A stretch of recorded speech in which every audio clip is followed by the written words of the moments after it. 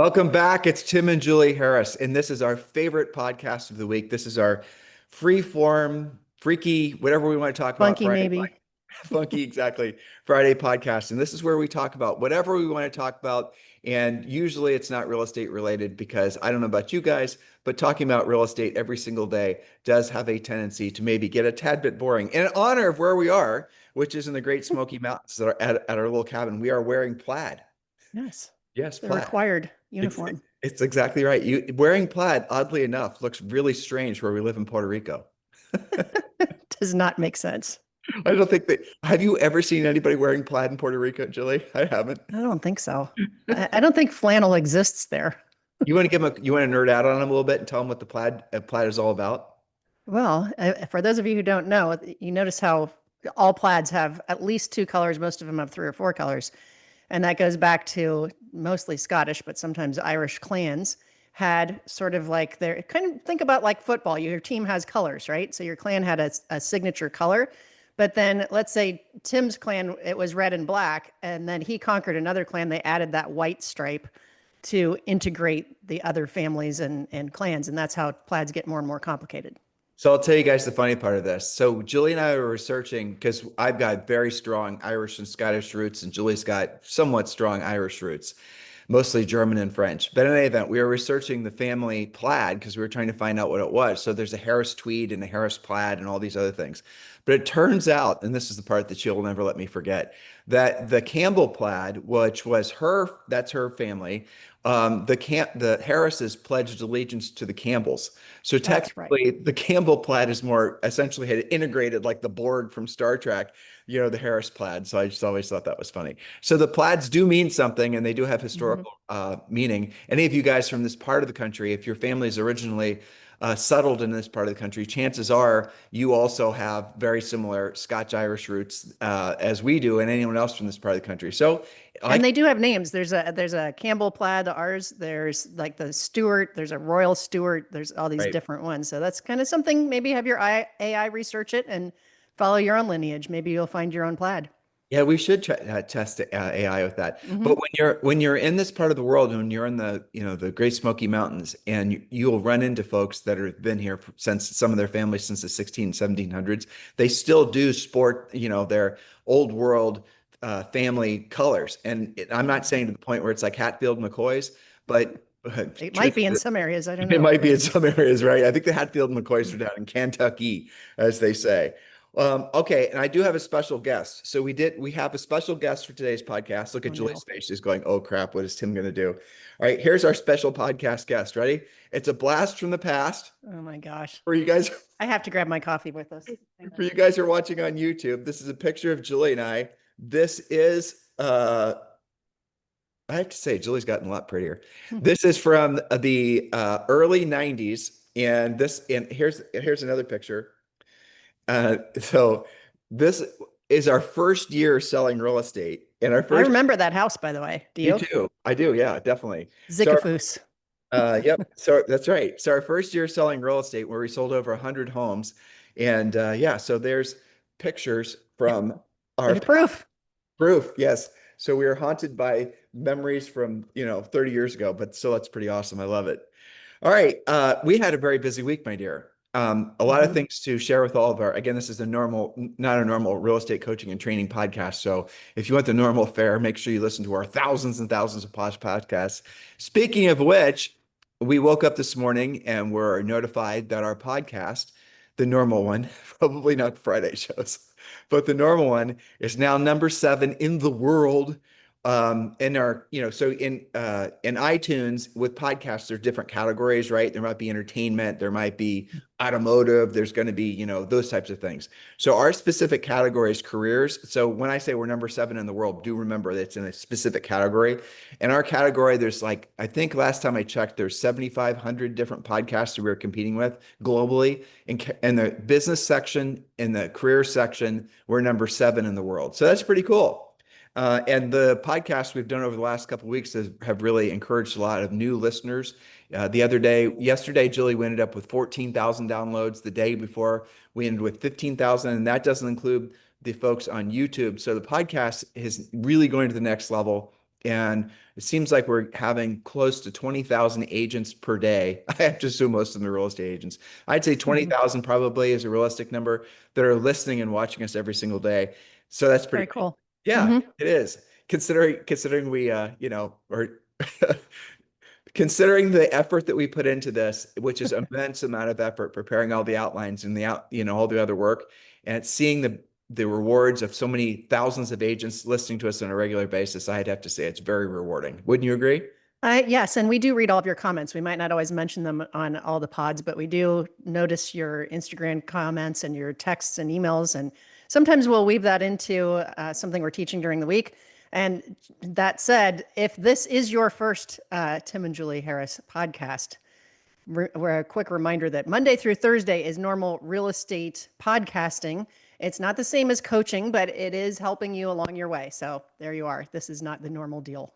All right, so we have prepared for you, as we're apt to do on Fridays, a fun Friday, 5 wild stories to boost your motivation. So Julie works on these mostly. She finds things that entertain herself, and then she bounces them off me. And then we go through some of these stories. They're short. They're designed to, in this case, make you feel motivated, but also make you laugh. And before Julie gets to her first story, I want to thank all of you, the thousands of you now that have attended our Harris Masterminds, and we're going to keep doing them. So if you want to attend a mastermind, what we're focusing on is helping all of you overcome the 3 biggest challenges you're having in your real estate careers right now. And there's no doubt there's a lot of challenges out there. And what we've done is we've honed in on the 3 biggest ones. First one being lead generation. So make sure you attend a Harris Mastermind. Hey, guess what? It's free. And I got more good news for you. You can attend it on your computer or your cell phone. So just go to harrismastermind.com and register to attend an event. We're probably going to do one today, and we're probably going to do one tomorrow and one following day. So just go to harrismastermind.com. The masterminds are lasting about 2 hours. We do answer as many of the questions at the end as we can. So just go to harrismastermind.com. Again, it's harrismastermind.com. The link is down below in the show description, or just go to harrismastermind.com. All right, Julie Harris, let's go with your first story. Okay, this is a quick read. This is segment 1, and what we want you guys to do is tell us what your favorites are. There's going to be 5 altogether, assuming we get through all 5. Okay, so again, reading quickly here. Segment 1, the AI drive-through that ordered ice cream with bacon. And all of these stories are verified, by the way. I cite my sources in the newsletter if anybody's interested in diving deeper on any of these. I won't cite them while we're talking, but these are all verified true stories. Okay. In 2024, McDonald's tested an AI-powered drive-through system in select US locations, hoping to speed up orders with voice recognition. Picture this. You're craving a Big Mac, but the AI voice chirps, "Got it, 1 vanilla cone with bacon and 47 ketchup packets." Instead of efficiency, it hilariously misfired, taking orders like ice cream with bacon or hundreds of McNuggets from garbled voices or crosstalk. Customers doubled over laughing as the screen flashed orders straight out of a fever dream, like a Happy Meal with 300 McNuggets. Viral videos captured the chaos, showing the AI adding random items like dozens of ketchup packets as if it was auditioning for a sci-fi comedy. McDonald's ended up scrapping the system after 3 years of trying it out because it was too bonkers. So there's an example of AI gone wrong. Maybe we'll chalk that up to early years of AI, but that I was looking for stories where people were trying out different avenues of using their AI. So that's So how I came across that one. Oh, it's fun. And I see you got that from CBS. I'm going to Yep. share something. I was on a Zoom last night, and you were participating passively in that Zoom with one, and he is part of he's not part of the EXP group, he's part of EXP. And well, Mike Gerard, I know him at EXP, and we have decided to partner with him, especially for the co-sponsoring. So the bottom line is that when you choose, we're going to create a value proposition, Julie and I and Mike, where essentially you're going to be able to get not just, so like when you join Premier Coaching, or I'm sorry, when you join EXP and you're sponsored by Julie and I, you get a whole bunch of other stuff in addition to what EXP offers. And it's on, if you want to learn more about that, the link is down below. But now what we're going to do is we're going to partner with Mike because of the new co-sponsoring program. And we're going to be offering what he offers in addition to what we offer. So our goal is to make it so the value proposition of agents joining EXP when they are aligned with Julie and I and now Mike are going to be off the charts. So that's coming to a email box near you soon to be invited to our launch events. But the exciting thing is when I was talking to him last night, he is way into AI, as you can imagine. He's very tech oriented. And one of the things that Mike is worried about, he and I had this conversation, was because I asked him straight up, because my theory is that AI is going to essentially make it so every single real estate agent on planet Earth is going to be an influencer. And I was really impressed with him that he said his worry is the same, because that's kind of been his niche, teaching agents how to essentially, work the social medias and all the rest of it. And he's done extremely well. And we had a lot of other folks that were wanting to be our primary co-sponsor at EXP. And we took, maybe 3 or 4 months to try to choose which one we wanted to align with. And Mike was the clear winner based on the content he creates. So I asked him that, and he then said, I'm worried about that as well. And what am I talking about? It is very reasonable to assume within the foreseeable future, as in this year, every single agent is going to be able to sit down in front of their computer, and they're going to be able to then do a very, a Zoom or a video, reading a script. The AI is going to remember your voice. The AI is going to remember your parlance, your pacing, your tonality. It's going to, visually duplicate your face, the whole thing. And then what's going to happen is, now that it's memorized you, now that it can create an indistinguishable clone of you in video and audio, then what's going to happen is you're going to, you're a real estate agent. Where do you sell real estate? Julie and I used to sell in Columbus, Ohio. So I'm a real estate agent in Columbus, Ohio. What neighborhoods do you specialize in? New Albany Country Club. Great. So then what you're going to do is you're going to feed that information, ask a bunch of other questions. And AI is going to go out and it's going to research what the topics are that you should be creating social media content on. It's going to study what the top viewed long and short reels are, what the blog posts are that people are reading, the whole thing. It's going to do all the research for you. It's going to write the outlines for you. It's then going to create the social media content with your face and your voice. It's going to then take that social media content, schedule it out into the future, so you will never actually have to do any of it manually yourself. That is absolutely going to happen this year. So I asked him, I said, so if you think that's going to happen, and your niche with agents has been showing them how to do all of that, where does that leave you? And he said, teaching them what to actually do with the business once they get the leads. And that's, of course, what Julie and I have been doing forever. Exactly. Goes hand in hand, right? Exactly. And you might want to turn off your other light. So that's the reason that he and I and Julie have decided to partner with each other, because his lead generation and our lead generation, combined with our scripts and, sales skills, in essence, are going to be an unstoppable force for agents that are serious about building their real estate businesses. And that is going to be, I think, one of the most interesting, fun experiences, that building that along with him and inside EXP, for at least the next 6 months, but probably for the next, 10 years. So I'm really looking forward to that. That's going to be fun.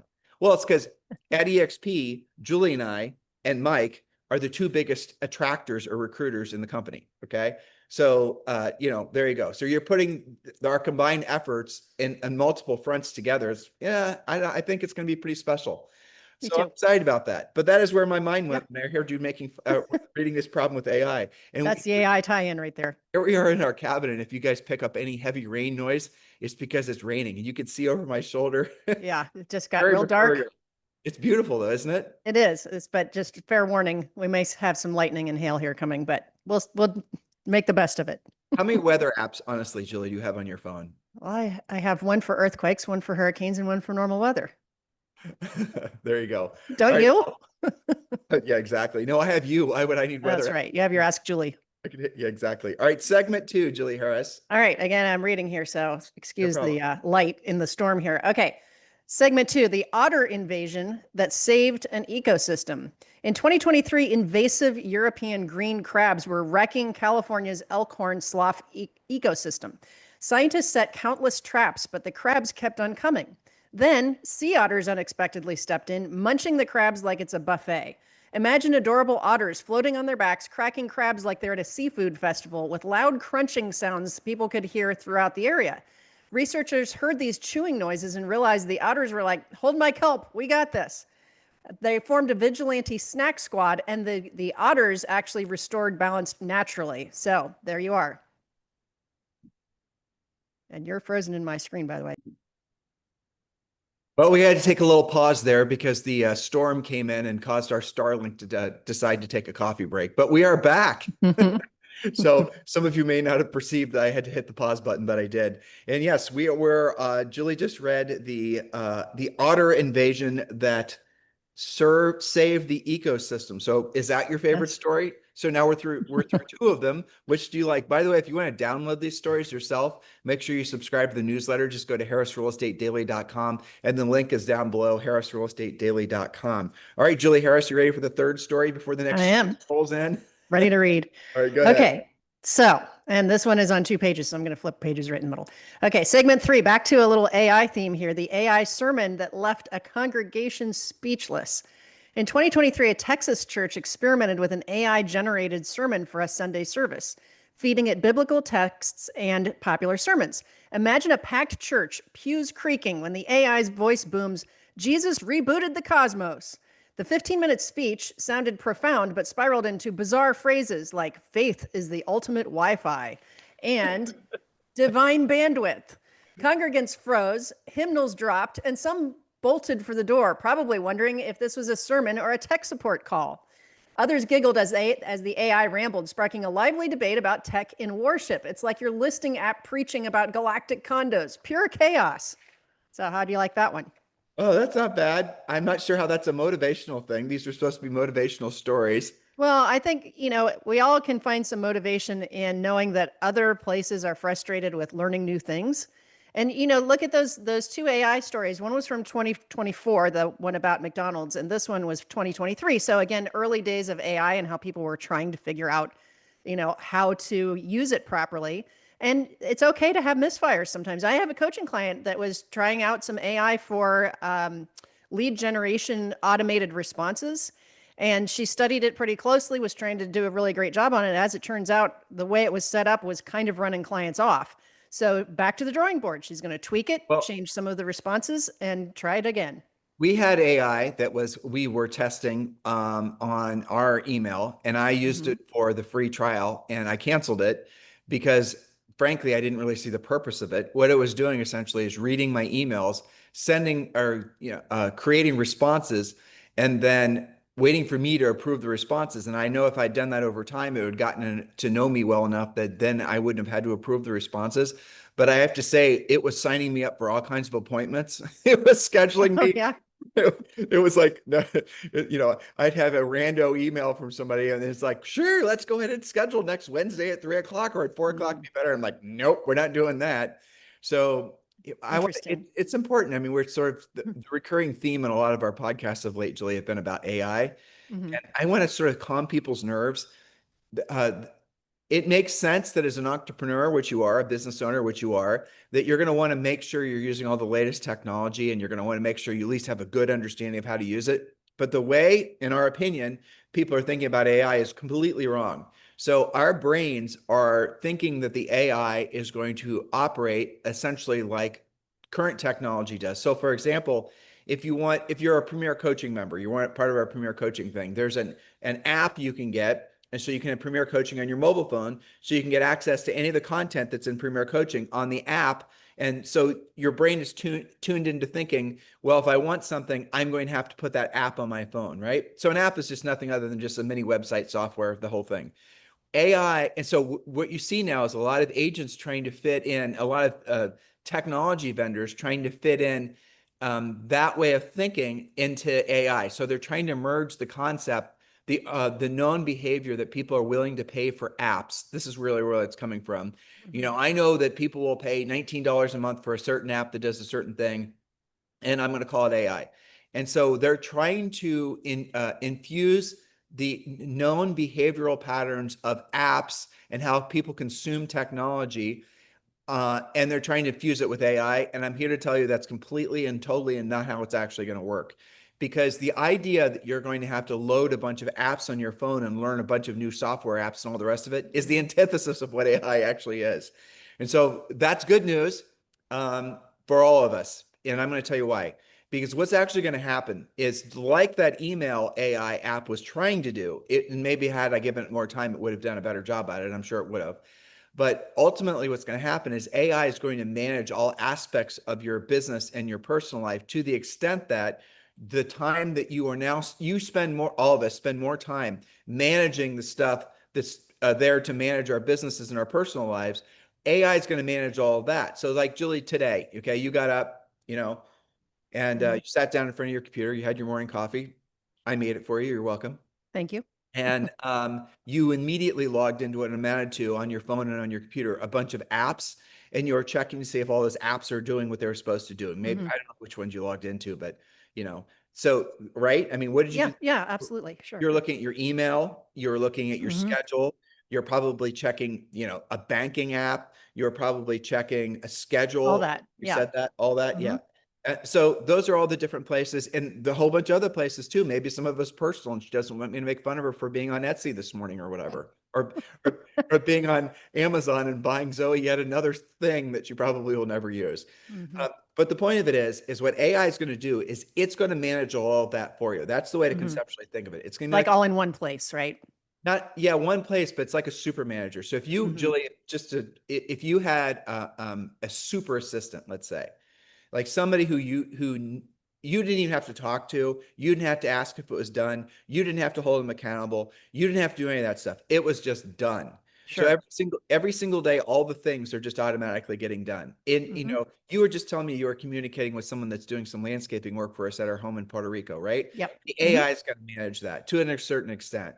So all aspects of your life, and so what happens is we're programmed literally to think that AI is going to come in the form of little apps, and then we're going to have to plug all those apps, make sure all those Mhm. apps communicate with each other, or maybe it's going to be desktop and we have to use API to connect everything. It's not going to work like that at all. The way it's going to actually work, and you guys can read more about this, we talk about this a lot on our Friday shows, is you're going to employ what's going to amount to an agent, and that's what it's called. So I know it's confusing, but it's going to be called your AI agent, and that AI agent is going to be your super manager. It's going to manage all the things. Now, the super agent is going to manage all the other AIs. Like, so Julie might have, we have a ton of rental. You guys hear that? Being in the mountains means we get electrical storms. Let me Yep. make sure everything's still working, Julie, before the I satellite. think we're good so Yeah, far. we are. So let's say, for example, I think the AI shorted my brain out, or the electrical storm shorted my brain out. I can't concentrate now. But let's say, for example, you have right now you're using AI or you're using a schedule app. I'll just use that one. And how many of those are there? It's Calendly, and Hundreds probably. there's tons of them, right? Mhm. Well, they're all, kind of clunky. How many times do you have to click this before you can schedule somebody? So what if, for example, you wanted to tell your AI, and say you call I'm going to call my AI assistant Bob for sure. Everyone who's listening on a regular basis knows it's going to be called Bob. Of So I'm course. going to ask, exactly. I'm going to say, Bob, could you please schedule a call with, Steve's, I want to talk with him about this particular project. And then what's going to happen is, and I'm just going to ask Bob to do it.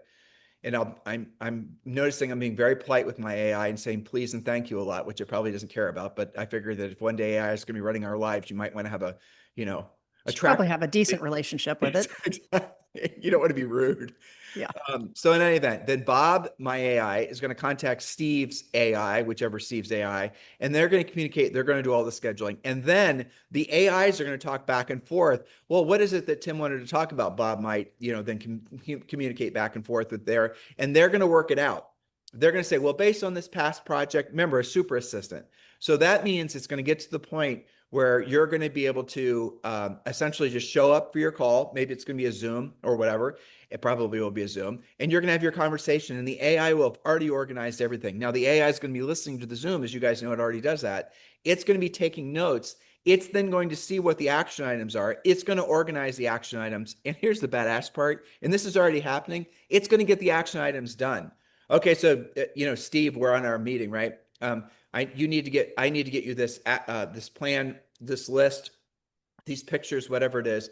And then the AI is going to go and just do it. It's going to go search the pictures in wherever they are. And it's going to do all the homework for you and it's going to send it off. It might ask you to approve what it's doing before it actually does it, but that it's actually going to get it done. So it's going to be full integration too with like taxes. And right now, Mhm. you guys have to use all these software apps and you have to have accountants and you have to have bookkeepers and you have to have all these people. All of those people are going to be replaced by AI. It just is so what happens to humans in this scenario? It frees us up from all of the laborious crap that we have to do on a regular basis. The tyranny of the checklist. Well, the tyranny of the checklist, Julie, but so, there's the old thing that, it's been around forever. Where do you spend most of your time working in your business or working on your business, Hmm. right? And so as your business scales, you spend more time working on your business, which means you're trying to basically build up the scaling of the systems and Mm-hmm.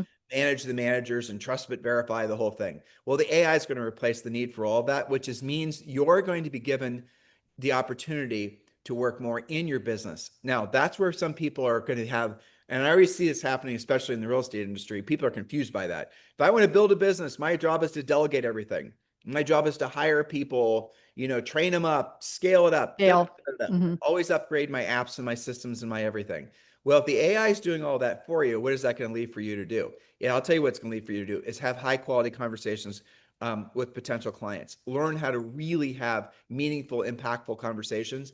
And as strange as this is to say, that's the one thing that I see, especially this generation of agents trying to avoid the most. It's Mm-hmm. actually learning how to have impactful conversations to the extent where they think having like a conversation that's effectively a pre-qualification question or a conversation, they perceive that as rude. Well, the reality of it is they'll say, I think that's rude or too pushy, but then they're trying to have their emails and their this is and the other things do it for them.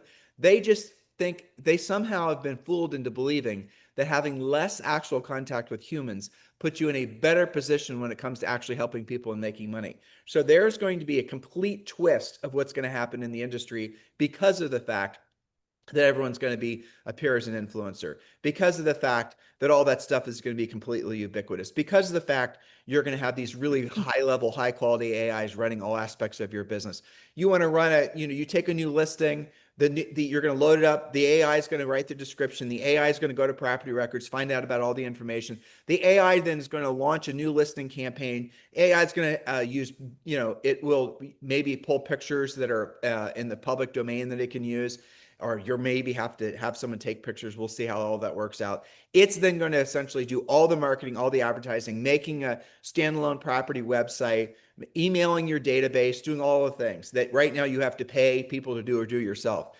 All that's going to be done for you, and it's going to be done without you having to think about it. And that's going to be the big difference because again, as I've been trying to work out how all this is probably going to evolve to, I write down actually all the things that I am hoping AI is going to make it so I no longer have to do.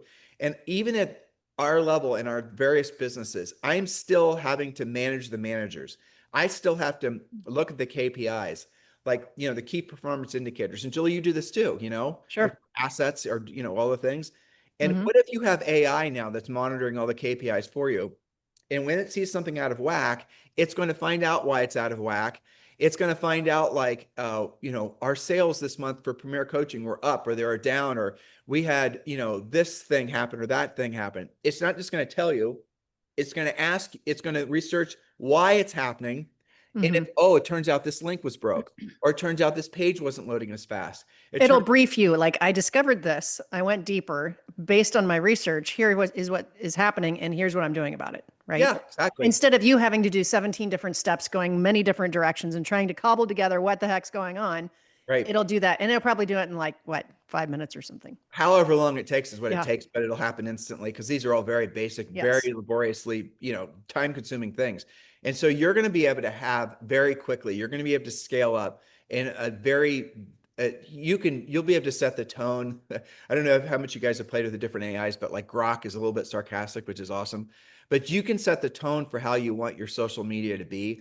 And then you're going to launch all of that. Then Well, you're going to, don't you think there'll have to be quite a bit of training and learning to get your tone, perhaps, or like I'll give you an example. Okay, so it would be great to use your example. I checked in about the rental properties this morning. We got a quote for the windows on Stafford. Okay, and my first reaction is, you've got to be kidding me. How are windows that expensive? And so then that sends me out, let's get 3 more estimates. So now I've got to have somebody do that for me. Then I have to come back. I have to compare and types of windows, all these things, but I could use AI with that. Here's the thing that I would be concerned we about have a in manager screening. too.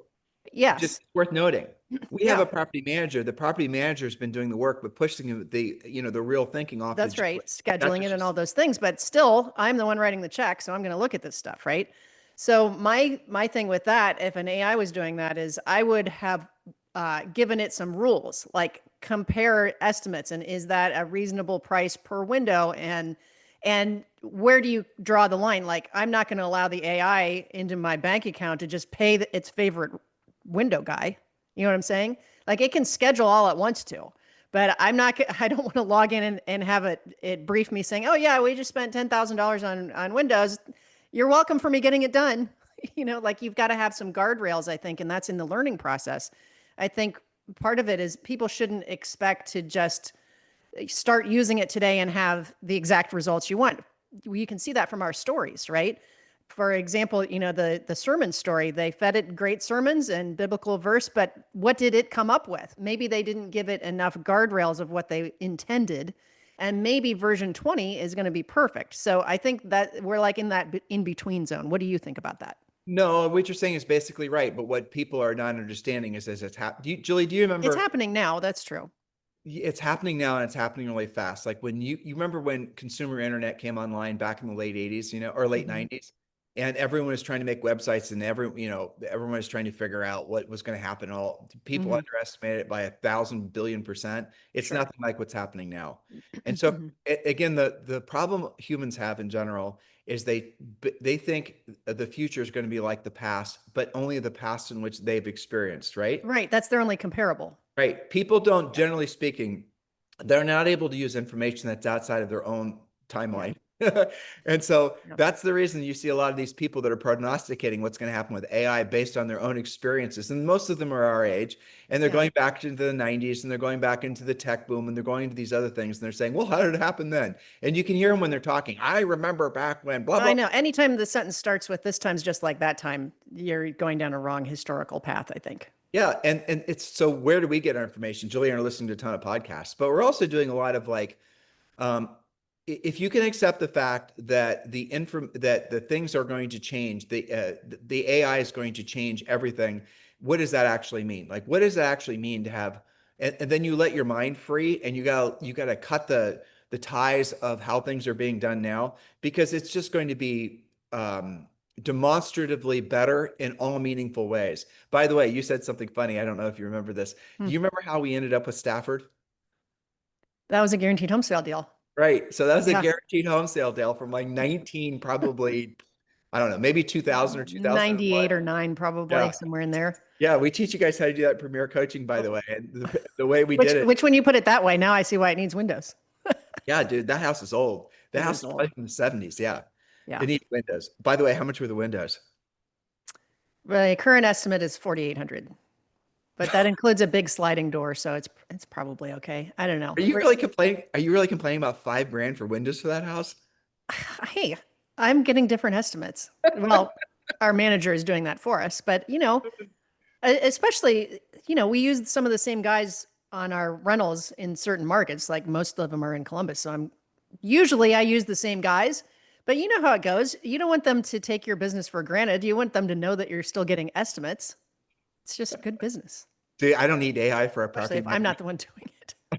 I got to ask Julie. But listen, so by the way, the guaranteed home sale program is something, there's different versions of it. We teach you guys how to do that in Premier Coaching.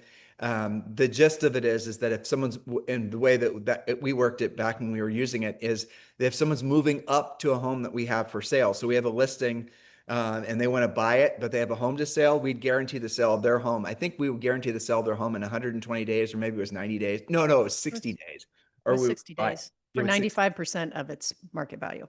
right. And we would effectively pay them, we'd get a 5% discount, and we'd roll back the commission. And so we ended up, and there was a trade fee, but we ended up buying the houses for, on the buy side, we get them for what amounted to usually about a 12% discount, maybe a 13% discount. And because they were buying a house that we had for sale, then we'd roll the commission in from the house that they were buying at the double end of it. And then that would be more than enough money to buy the house that we are guaranteeing the sale of with no money That down. created the down payment. The combined Right. commissions created the down payment, which explains why the picture that you held up at the beginning of this podcast, where we look like we're 12 years old, that explains how, you know, beginning realtors were able to do something like that, because at the time we didn't have, tons of money laying around for down payments all day long. There you Right. go. Oh, that's right. That's true. How did we actually come up with the money to buy the houses? Is because We created we, it. the deal came up with the 20% down. That's what Yes. Julie's trying to say. Yeah. And we did that a whole bunch of times. And with I think no exceptions. We still have all those properties. So that's something Mhm. that we'll teach you guys how to do in Premier Coaching. We'll show you the contracts and the paperwork and how to explain it to the seller. And it was interesting over time. What would happen is we would put on all of our signs, ask about my guaranteed home sale program. And it was a great listing tool as well. But this, we would have folks that were wanting just to sell their home, not buy something else. So technically they didn't qualify for the guaranteed home sale. They would just call up and say, I don't want to, we have another one on Beachwold, and they would call None up. of these were distressed, by the way. They None of weren't them even were distressed situations. right. That's the thing that always surprised. Well, yeah, there was one that was really distressed, so we didn't end up buying because it needed too much work. I don't remember. We should have bought it though.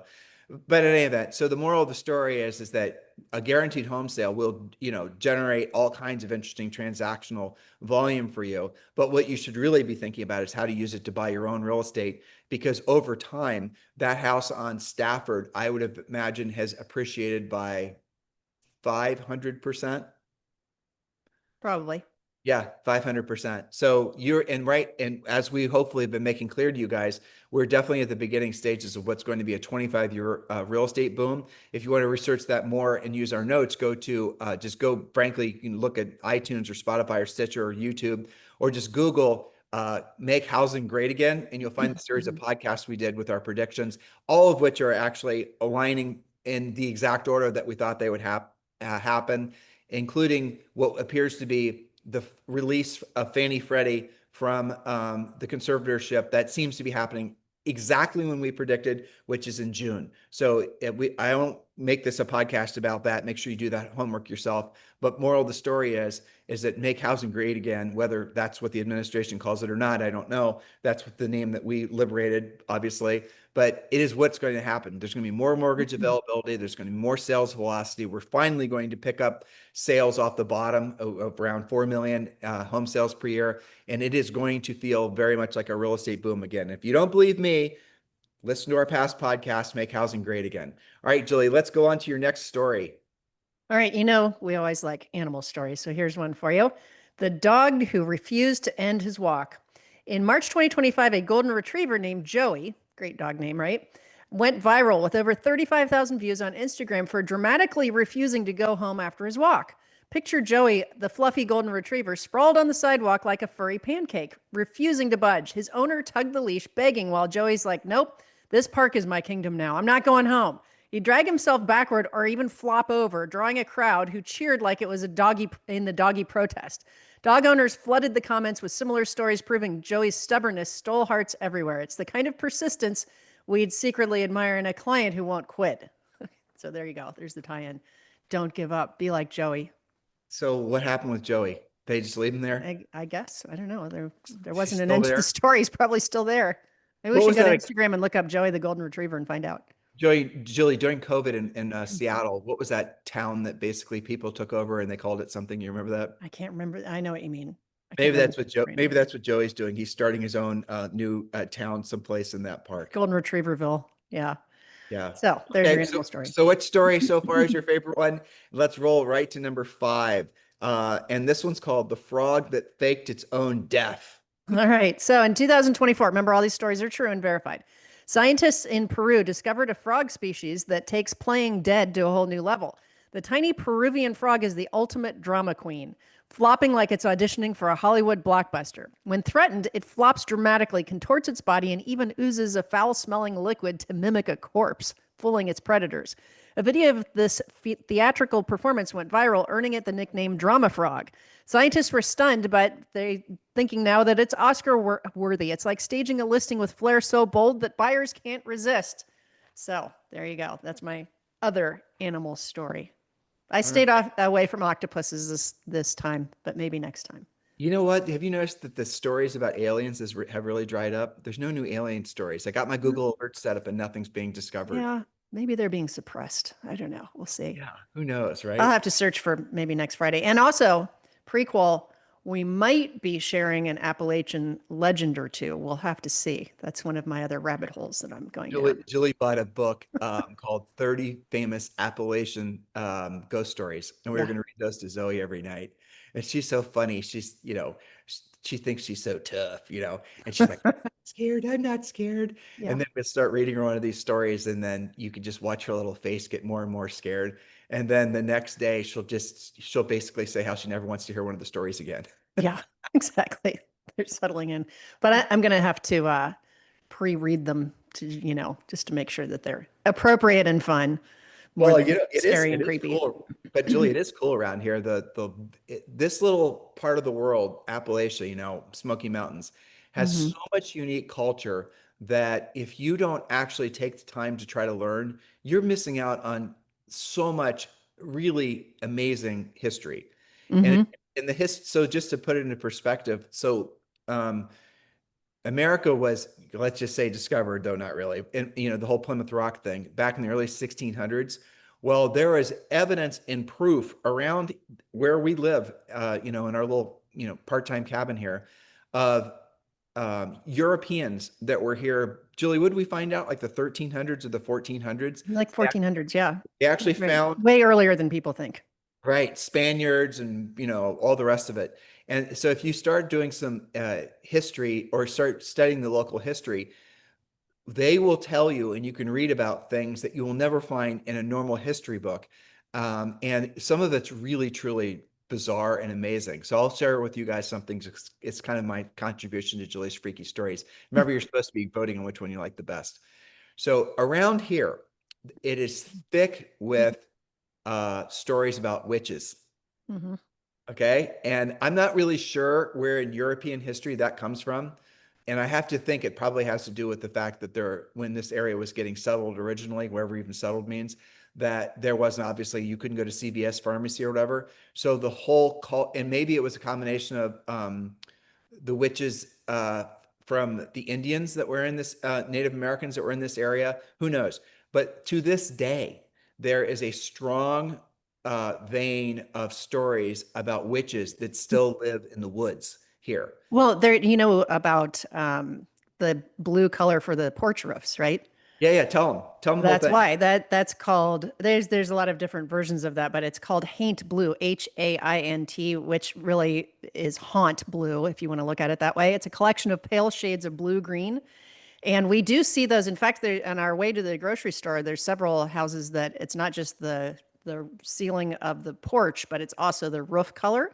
There's a few where the whole house is painted in some of these haint blue tones. And that came from especially Georgia and South Carolina. And why did they paint that? Because it originally came from crushed indigo plants. That's why it's that color, is because that's what was available. But originally, it was thought by the Gullah to ward haints or ghosts away from the home. The tactic is intended to mimic the appearance of the sky, to mimic the appearance of water, which ghosts traditionally couldn't cross. That's the belief. Well, and you and I discovered, so we're not from around here. So this is No, all like really magical for us learning about all this stuff. It's so much it's fun. very interesting. Yeah, it is. And so a lot of this stuff goes back to pagan beliefs too. Mhm. That makes me really wonder how old the European history is around here, far before the 1600s. It's also very mixed with slave culture, Native American, African American. There's some French influence, especially as you get closer to Louisiana, and all of that melting pot of all of their cultural beliefs that came together to form something like Haint Blue that survives to this day. Same thing with the barn quilts.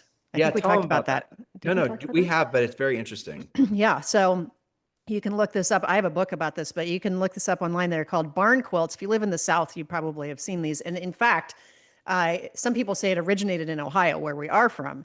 These are usually, they're different size, but typically like 5 by 5. They're almost always square. Some of them, I think, around here have been round, but these are wooden and they have different symbology on them. So typically it would be like a quilt pattern, but there's different patterns that mean different things. A lot of them have to do with protecting crops. Some of it is fertility, both for your animals and for your family. Some of it has to do with the weather. Sometimes there's like a corn theme. There's one that's cardinals that I like, our theme from where we're from. So those are everywhere here, not just on homes, but also on businesses. And we didn't know what they were when we've been coming to this cabin now for about 5 years. 5 years, is that right? Hmm. Something like that. Yeah, we This didn't is know our what they COVID were. buy. Yeah, it was our COVID bug. That's right. And we would see them like running around, and you'd see these, old ones, new, and a whole thing. And so we thought, well, these are really very, some cases, very beautiful and intricate. And again, Julie's described it. They're made of wood, and they look like they're quilts only in the shape, only in the sense that they're usually rectangular, round Well, it sometimes. looks like a quilt pattern. Like if you think of a Right. quilt on the bed, that's and there's different versions of that. So yeah. So you can go, and there's people, I imagine they're just akin to the witches. I mean, I'm drawing conclusions here, but I'm probably right. Where you can actually say what you want the quilt to represent. You want the quilt to protect you from this or do the other thing. And then they'll make it for you. And Mhm. then you can hang it on your barn or hang it on your house. But it's really, I don't know, it's really cool. This is just such a wonderful place. If you're looking for a really special place to spend summer or spend at least a long weekend, I would strongly encourage you. It's very affordable. There's so many great places to stay around here. If you go and do some homework and find out what the 10, was it Julie, 10 best summer camps for kids in the Mhm. world, they're all basically in the Carolinas. Yeah. Summer camps are very oriented towards the South and the Northeast. Probably because, there's a lot of very accessible mountains and it's not as expensive as, say, Seattle or what have you.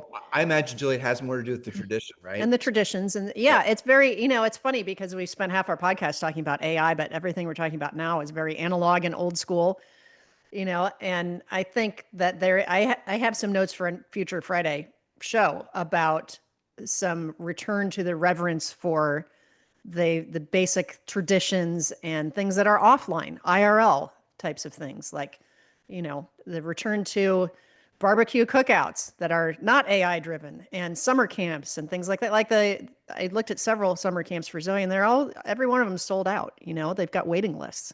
It's still a thing.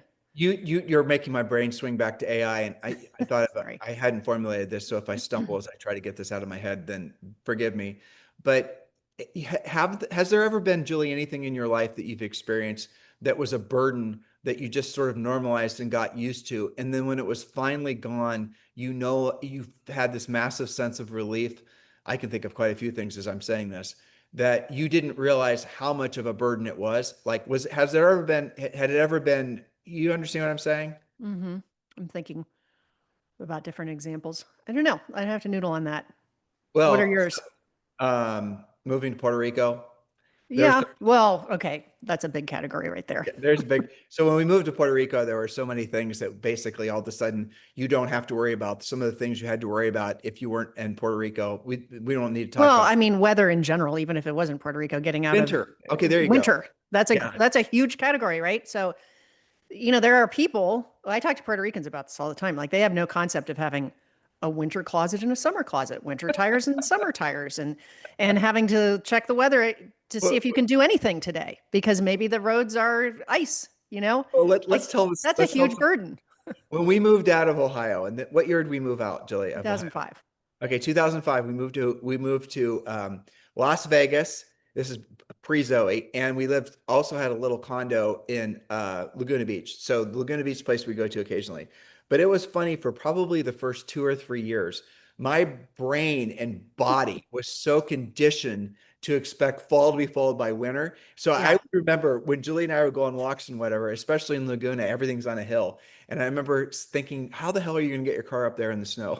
I know. I had the same thought. Like, this is going to suck in the winter Oh, isn't that because the funny? roads are crazy. When in fact, you'd never have crazy roads built like that if there was winter. But that's what I'm talking about. So there have been things that when you realize, oh, I no longer have to worry about that. That's a huge one for sure. But it's totally, but it is a strange sense of relief that Hmm. you shed this extra weight you didn't even realize it was there. I think that's ultimately what AI is going to do for all of us, to be I honest. think so. I hope that that's where everything goes. You can see inklings of that. Like you were talking about having your AI agent essentially log in and brief you on everything that's going on.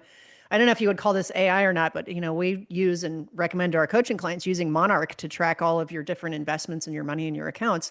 That's a one screen, essentially. There's a little bit of scrolling, but it's an at a glance dashboard where you don't have to go and search out all of your different accounts and all of your different investments. And it does send you reports like, did you know that you spent $300 more on gas than what your budget for the past 12 months has been? Why is that? Well, it's probably because we're driving around more. We're in Appalachia now. But it says, is this right? Okay. Or it'll say, I'm projecting for you to spend this much on advertising or whatever the thing may be. So some of this does still it already exists. And that does make things better. I mean, how many times have we had coaching clients doing the treasure map, for example, and we ask them, what's your monthly burn rate? And they guess, and they're usually maybe within a margin of error. But sometimes they're like, oh, yeah, I forgot about that credit card and I forgot about this and I forgot about that. Well, use something like Monarch to keep track of that. And maybe in the future, your AI agent will look at your Monarch for you and say, everything looks exactly right. Or it'll say, you really need to drill down and take a look at whatever, rental property or something else. You and I think, are making a mistake if we're describing, we're biased back towards our own personal experiences. And I think we're wrong about one assumption that we What's continuously that? make, that it's going to be a gradual Hmm. indoctrination of all of us into AI, that Yeah. AI is going to learn. We keep on using the same terminology, and I think it's Hmm. totally wrong. I think really what's going to happen, in my opinion, is that your digital life has already given it enough information that when these AI super agents plug in, they're going to know everything there is to know about you based on all the other breadcrumbs that you have everywhere, that you've been Hmm. leaving everywhere since like 1997 when That makes sense. yeah. And I don't think there's going to be this long, the only reason that there's this programming, getting to know you phase with AI, it's because probably the AI, because it's still like a little bit of an awkward teenager, and it's about to become a young adult in terms of its own, Hmm. evolutionist, if you want to use that word. And that's what I have a suspicion is going to happen. So you're not Yeah. going, there's not going to be this ramp up that's going to take a long time. I think it's going to be a It'll function. just happen to you. Yep. And really where I also suspect is that, so like where do you go with this as far as like these super agents? I think, for example, EXP Realty will have, and I'm sure Glenn's going to do this, will invest in an AI super agent that agents will get free access to, that will then manage all the aspects of their real estate business, thus forcing agents or giving agents the option to spend Hmm. use all their best energies every day to have meaningful conversations with decision-making adults about buying or selling real estate. Yep. And that's where all of this is going to swing back, is that the technology is going to be the burden off of our backs, the laborious stuff that we spend all of our time doing now. Hmm. If I don't look at the cameras because I'm trying to think, and I don't want to look at Julie because she'll have a facial expression and she'll make me laugh. So I have to look away. Um, yeah, so I think that's what's going to happen, and then it's going to leave us having all of the burdens released, or gone, and now we're going to be able to say, well, now it's time for me to, what am I going to do? I'm going to start intentionally having conversations and start doing things where I can come in contact with more people, where I can get to know more people, and that's where the real difference is going to happen in real estate agents. Now you could argue it's basically who knows how to play the technology game the best. I think the technology game is over and everyone's going to play it the best. And now it's going to be the communication game. Who knows how to, I think, confidently let the AI run their business and personal lives, so they then can use their time to go out and create more Hmm. impactful conversations with humans.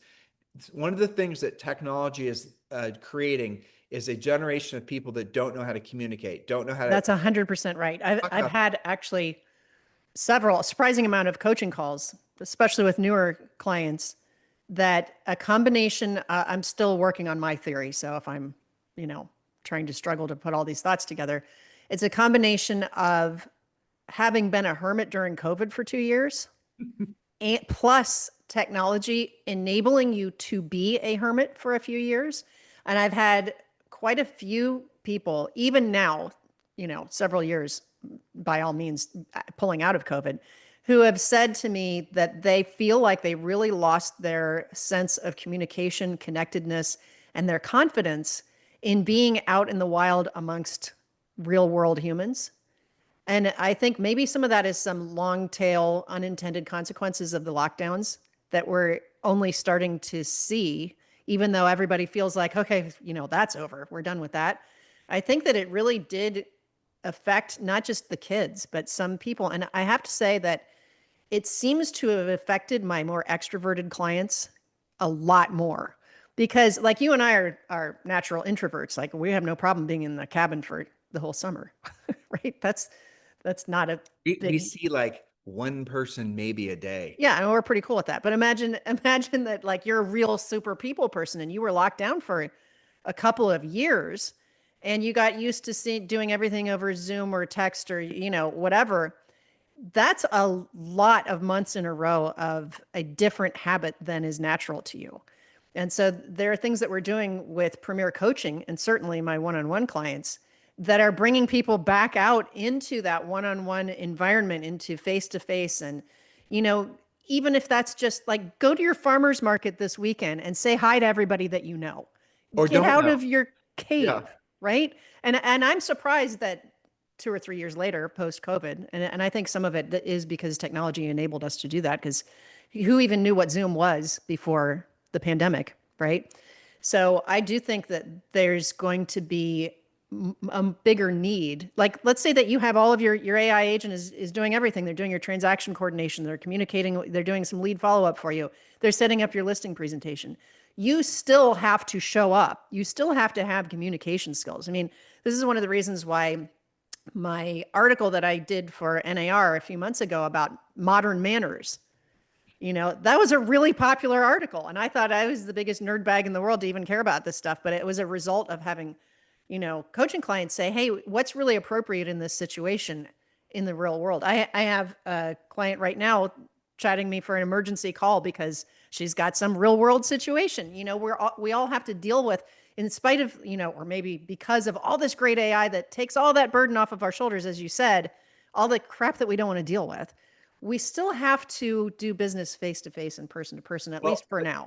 but Julie, here's the other thing. It's not just COVID. I agree with everything you said, but it's also the fact that agents, especially real estate agents since about 2007, 2008, Mm-hmm. have been, constantly bombarded with this idea that you can build this touchless Right. real estate business where essentially everything can be delegated to Mm-hmm. drip campaigns and social media and pay-per-click and all the rest of it.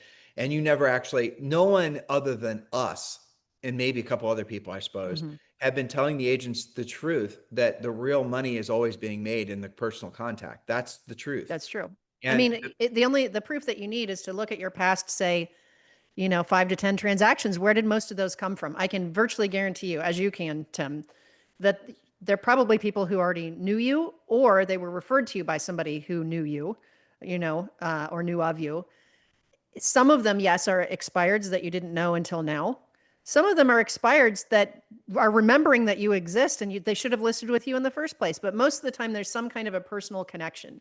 So if you know that, then of course you also know that your job is to make more personal connections, which means, yes, for some of you, you have to be more social than you otherwise would be. Others of you are naturally like that. You've just gotten out of the habit.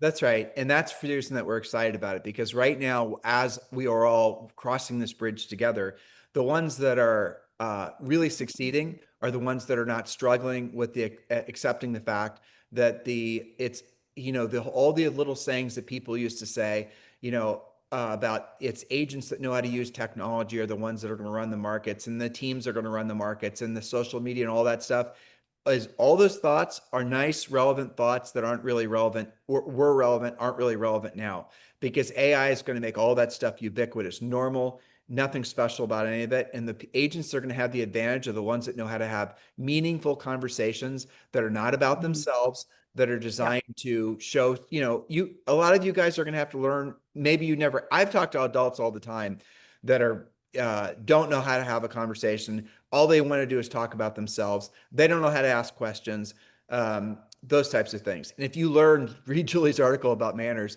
but if you listen to our podcast, you join Premier Coaching, there is definitely a certain je ne sais quoi that Julie and I have injected into all of the content from having done hundreds of thousands of coaching calls. Because when you work as hard as we have for as long as we have to be, a real estate, first of all, you couldn't have done what we've done for as long as we've done it unless you're actually helping a lot of people because you couldn't have stayed in business. So that should be True. obvious, right? If you really want to know how good somebody is at something, see how long they've been doing it. Because they might be able to stay in business for 6 months and have 5 customers, but if they're going to be in business for 20 years and have had thousands and thousands of customers, well, that tells you maybe they know what the hell they're doing. One of Mhm. the things that we've learned from coaching is that coaching is about asking questions that help people arrive at the self-discovery of their own answers. Because then Mhm. what happens If you just ask me a question, you're asking my advice and I give you an answer, that doesn't have anywhere near the impact of as me asking questions that are going to help you, kind of guide you through the thicket to discover your own answers, because then you formulated the thought and then it's yours and then you'll remember it and then you can, it's It's completely much more meaningful that way. right. That's learning how to communicate. And Mhm. that way of communicating, Julie and I have applied to everything that we teach in our coaching program. And But so, where did we originally learn that? Was from talking to sellers on listing appointments. well, Where, we originally learned, but we also, we did conceptually, but then we were just there to get the listing. Where we really learned at Julie's from our tens of thousands of coaching calls. for sure. Yeah. And then, that's really where it all comes from. And so the conversational contributory approach that we take in our coaching program, and I think hopefully you guys will agree on this podcast, is what we're hoping all of you will sort of internalize and then start applying to your own businesses and personal lives. Because maybe before, the agent that had the whiz bang marketing and the branding had an advantage in the marketplace, but when everybody has it, the agent that everyone is attracted to because they are, when conversing with them, you feel this certain way that they sincerely care. They ask questions. It's not always about them and their dog. They're showing interest in you. The AI, when you're going to like the new wearables that everyone's talking about are going to come out. Let's just assume they're glasses. It might be a pendant. Who really knows? And so the AI is going to be able to see that I'm now looking at Julie. And by the way, just for the record, bro, you are way prettier than you used to be. I mean, my God. Are you guys looking at I this? was like 12 there or something. No, you were like, You are too, by the way. okay, well, that's nice of you to say, but I do like my hair color in the old picture better. But that Oh, aside, okay. okay. So the point of it is that you're going to be able to have wear a wearable. The wearable is going to see who you're talking to, identify Mhm. who it is, and then it's going to tell you information about that person. So it might be a pendant, it might be glasses, whatever the hell it's going to be. It could just be on your phone. You're just gonna whatever, and then you're going to be able to have these high impact conversations with folks, but you're not going to be able to delegate it. You're not going to be able to drop you're going to have to know how to talk with people. You're going to have to be able to learn all the basic communication things that for a whole generation now have been completely forgotten about. It's like a lost art, and those are the people that are going to have the advantage in this new marketplace. And that should be clear to all of you, because you're finding yourself struggling more in real estate to generate leads and maintain relationships. It's because you're delegating people to technology, and they don't want that. They want to have conversations with you. They want to feel connected to you. So yeah, I mean, for us, all this AI stuff is not threatening at all. I'm very encouraged about it because It's ultimately, more tools in your toolbox. I mean, it's like the ultimate one tool, right, it is. And you you're know. going to be able to set up a business now that requires maybe 5 or 6 people to help you set it up, and the AI super agent is going to be able to do it for you. And so again, learn, accept. There's some books that were written a long time ago, like Julie, what's that book that we bought? Oh, you know what? We got to get her to read it. What? How to Win Friends and Influence People. Yeah, Carnegie, I think. Did Zoe read that one? She read a kid version about a year ago. Not Carnegie. It was somebody else. I don't Um, remember. But she did read the yeah, kid version though. yeah, Okay. yeah, yeah. It was really good too. I think it Yeah, has helped her. We should all yeah, read that again. we We'll should. do a podcast on it. Let's do it. There you go. We'll do a Friday show on it. But there's a great one. And so go back and listen to some of those things that really get back to the core of learning how to communicate with people, and not communicate with people in a manipulative style. I'm not talking NLP or any of this other sort of new age crap. I'm talking about basically, By Dale Carnegie. right. I'm talking about slowing yourself down, focusing on the fact that, your highest and truest purpose on this planet as a real estate professional is to serve other people. And don't just have your dominant thoughts be about listening to what the other person has to say, and then showing and developing a sincere interest in what they have to say, asking them questions to show that you listen. Oh, so Mhm. Julie, you just adopted a golden retriever. That's fantastic. Did you get what those types of things? Mhm. And like, have you had a golden retriever before? Now, when Julie sees me again, since I showed sincere interest in what she had to say, and I was interested in what she had to say, she's going to remember me in a very fond way. Yep. And when she's now thinking about, she discovers that she has to sell her house, you don't think she's going to remember me in a fond way because I showed interest in her golden retriever? Of And course. exactly. And so if Mhm. you can unburden yourself from all the, time consuming things you're doing now that you're delegating to technology, your drip campaigns and all the rest of it, if you can unburden that completely and forget about it and then focus on all these meaningful conversations, your life is going to change instantaneously. Mhm. What are you thinking, Jules?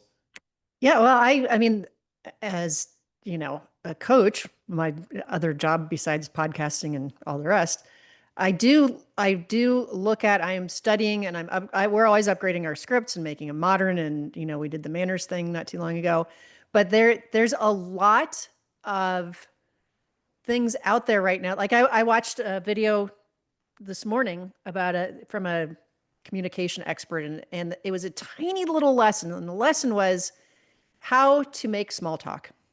And a lot of people are like, oh, I hate that. I hate small talk. I can't do it. And he said there's a couple of simple rules. Number one is choose one topic. Don't feel like you've got to talk about all these things. And he said it doesn't matter what it is. It could be the weather. It's raining really hard today, Tim. You'd be like, yeah, I hate this rain or whatever. And then usually that's the end of the conversation. He said, just have one follow-up question. Do you really like the rain, or are you more of a sunshine type of person? And then you become more interesting. You have more of a conversation, and then you connect. And the next time that you see each other, you're like, hey, I remember you hated the rain too, or whatever it was. That was like the tiniest little 5 minute or less lesson, but it's interesting that there's so much of that bubbling up around now. Back to our previous point that, you can delegate all these things, and now we're freed up to, I think, become better humans, to become better communicators, to become more interesting people, to follow things that you didn't have time to be interested in before because you're taking an hour a day just to dump all the trash out of your email, right? And then all of the other tasks that go along with it. All right, so Ben Salem, Julie, texted Yes. me that he is speaking at some event in LA or something. Yeah. And our old friend Ryan Halliday is speaking. And so Oh, great. I have a secondary book suggestion for you guys. The Obstacle is the Way. And okay, and I'll give you a third one too. And these are Ryan Halliday books. The Obstacle is the Way, and the other one is Ego is the Ego Enemy. is the Enemy. Those are great.